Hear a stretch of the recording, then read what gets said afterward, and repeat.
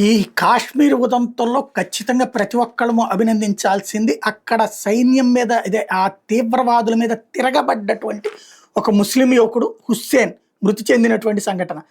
ఆ ప్రకృతి అందాలను చూసి మైమర్చిపోతున్న పర్యాటకుల మీదకి ఉగ్రవాదులు ఒక్కసారి కాల్పులకు తెగబడితే ప్రాణభయంతో అందరూ పరుగులు తీశారు కానీ ఒక్క వ్యక్తి మాత్రం ముష్కర్లు అడ్డుకునే ప్రయత్నం చేశాడు.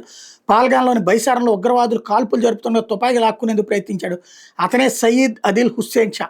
స్థానికుడైన హుస్సేన్ తన గుర్రంపై పర్యాటకులను బైసారం తీసుకెళ్తుంటాడు.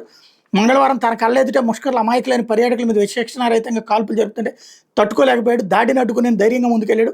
ఉగ్రవాదుల నుండి తుపాకులు లాక్కోవడానికి ప్రయత్నించాడు. ఆ క్రమంలో ముష్కర్ల తోటాలకు బలైపోయాడు. పాల్గాం నుంచి సముద్ర మట్టానికి సుమారు 3000 అడుగుల ఎత్తులో ఉన్న టులియన్ సరస్సుకు వెళ్లాలంటే నడక, గుర్రపు స్వారీ తప్ప వేరే మార్గం లేదు. ఈ క్రమంలోనే వాహనాలు పార్కింగ్ చేసిన చోటు నుంచి పర్యాటకుల్ని గుర్రంపై బైసారానికి తీసుకెళ్తుంటాడు హుస్సేన్. ఇదే అతనికి జీవనోపాధి. భార్య, పిల్లలు, తల్లిదండ్రులు అతనే పోషిస్తున్నాడు. మంగళవారం కూడా పర్యాటకులను బైసారను పచ్చిక బయళ్ల ప్రాంతాన్ని తీసుకెళ్లాడు. అక్కడ క్యాంపులోని పర్యాటకులు ప్రకృతిని ఆస్వాదిస్తున్నప్పుడే ఉగ్రవాదులు కాల్పులకు దిగబడ్డారు. వాళ్ళని అడ్డుకునే క్రమంలో హుస్సేన్ ప్రాణాలు వదిలాడు.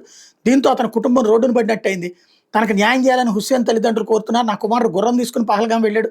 మధ్యాహ్నం 3 గంటల సమయంలో ఉగ్రదాడి గురించి మాకు తెలిసింది. వెంటనే హుస్సేన్కి ఫోన్ చేస్తే స్విచ్ ఆఫ్ వచ్చింది.